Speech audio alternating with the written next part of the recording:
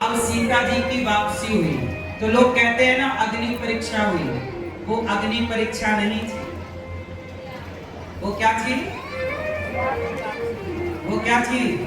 वो सीता माँ अग्नि में समाई थी तो अग्नि से वापसी। हाँ भेले भेले। अब सीता जी तो असली वाली आ गई।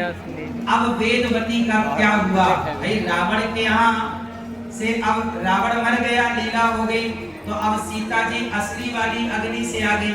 तो ये जो वेदवती सीता है इनका क्या हुआ? इनकी कथा सुनो। तो जब ये वेदवती को राम जी ने आज्ञा दी कि देवी आपका मन था कि आप मेरी पत्नी बने, तो देखो आपने मेरी पत्नी होने का सौभाग्य पा लिया।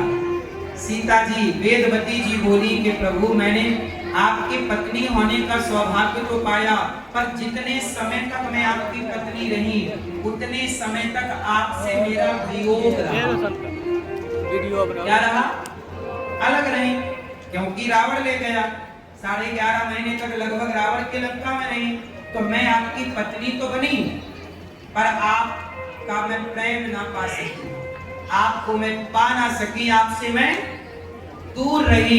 अब प्रभु बताइए कि मैं आपसे भेंट कब करूं? तब भगवान राम बोले कि मैं कलयुग में मिलूंगा। कहां मिलूंगा?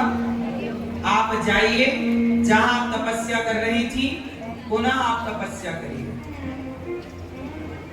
मां को भेज दिया, कहा मैं कलयुग में मिलूंगा। अब कलयुग की बात, अब देखो त्रेता के राम, द्वापर में कृष्ण बने और फिर आया कलयुग। तो कलयुग में वो वचन कहां पूरा हुआ? सुनो फिर क्या हुआ। कलयुग आया तो इस धरती पे एक विवाद उठा। कलयुग आया तो इस धरती पे क्या उठा? विवाद। और विवाद क्या उठा कि ब्रह्मा